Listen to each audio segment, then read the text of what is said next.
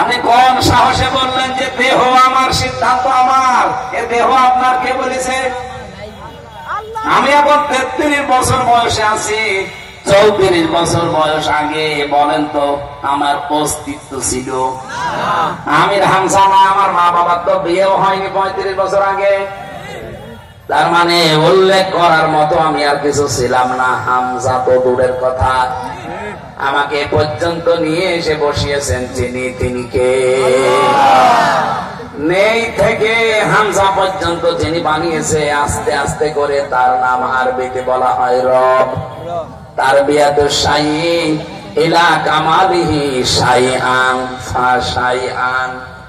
নেই থেকে তারবিয়াতের মাধ্যমে একটার পরে একটা সিস্টেম পাল্টিয়ে যিনি তোমাকে পূর্ণতায় পৌঁছিয়ে দেয় তিনি হচ্ছে রব, আমরা যাকে আল্লাহ বলি। সুতরাং যারা এই কথা লিখেছেন তাদের তো ঈমান নেই। আর কোরআনে কারীমের সূরা আরাফের 54 নম্বর আয়াতের পুরা বিরুদ্ধে এই কথা যে দেহ আমার, সিদ্ধান্ত আমার। আপনি আল্লাহর সাথে বিদ্রোহ করেছেন, আপনি বেঈমান হয়ে গেছেন। এই নারী কমিশনে যারা আছে এদেরকে যদি তাওবা করানো না হয়, এই মানুষগুলো যদি নতুন করে মুসলমান না হয়, ঘোষণা দিয়ে গেলাম আজকে রেকর্ড হচ্ছে, এদের একজনও যদি মারা যায় এদের জানাজাও জায়েজ নেই, কবরে দেওয়াও জায়েজ নেই। তার জানাজা পড়াবো কি দিয়ে আমি, আর কবরে দেব কি বলে? বিসমিল্লাহি ওয়া আলা মিল্লাতি রাসূলিল্লাহ। এ পুরা কথাটাই তো মিথ্যা হয়ে যাবে যে আল্লাহর নামের উপরে, রসুলের আদর্শের উপরে রেখে গেলাম। কই, আপনি তো আল্লাহর নামেও নেই, রসুলের আদর্শেও নেই, এই কথা বলছেন না? এই জন্য আপনাকে আমি রাখবো কি করে? আপনার জন্য আমি মিথ্যাবাদী হব? কি কথা বলেন না কেন ভাই? আমি আপনার জন্য মিথ্যাবাদী হব? এই জন্য আপনাকে কবরে দেওয়া ঠিক হবে না, জানাজাও ঠিক হবে না। আপনারা একটা কাজ করা যায় না, আপনারা হিন্দুদের মতো পড়িয়ে ফেললেও হবে না, কারণ হিন্দুরা তো মানবে না। আপনারা করবো কি? কুকুর দিয়ে খাওয়ানো লাগবে। ডক্টর আহমদ শরীফ ঢাকা বিশ্ববিদ্যালয়ের এক শিক্ষক, ও বলেছিল আল্লাহ বলতে কেউ নেই।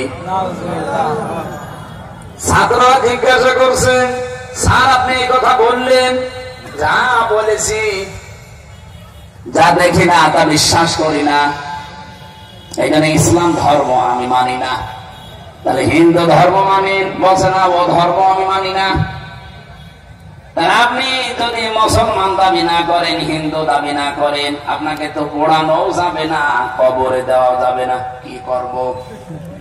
বলছে আমার লাশটা ঢাকার মেডিকেল কলেজে দিয়ে দিও।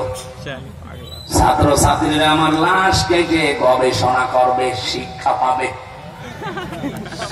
মারা যাওয়ার পরে অ্যাম্বুলেন্সে করে নিয়ে গেছে ঢাকা ভার্সিটিতে, ঢাকা মেডিকেলে। মেডিকেলের মুসলমান ছাত্র ছাত্রী যারা, তারা মিছিল আরম্ভ করেছে, জানে না এই নাস্তিকের লাশ আমরা এখানে ঢুকতে দেব না, কারণ যে আল্লাহকেই মানে না, ওরে কেটে আমরা কি পাবো?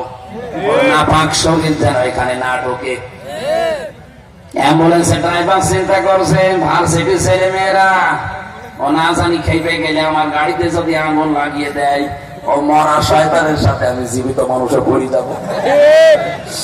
দরকার নেই ভিক্ষা, আগে কুকুর সামলা, বে গাড়ি ঘুরিয়ে টান। এখন ঢাকা মেডিকেল নেয়নি, হিন্দুদের মতো পড়িয়ে ফেলা হয়নি, মুসলমানের কবরে দেওয়া হয়নি। কি হয়েছে? জীবনের শেষ ইতিহাস আমি পড়ে দেখেছি, হয়তো ওকে ডাস্টবিনে ফেলে দেওয়া হয়েছে, কুকুরে গালি খেয়েছে। আহ্বান জানাচ্ছি, যদি কপালে হেদায়েতের মতো কিছু থাকে আপনি ফিরে আসবেন, আর যদি একেবারে আবু সেহেলের মতো হয়ে যান, এ দোয়ায়ও কাজ হবে না। আমরা বলছিলাম কি, একটা একটা করে আল্লাহর আইন গুলো যারা পাল্টিয়ে, আপনাদের নিজেদের জীবনেও ক্ষমতা নেই, আপনার পেছনে কারা রাঘব বোয়াল আছে।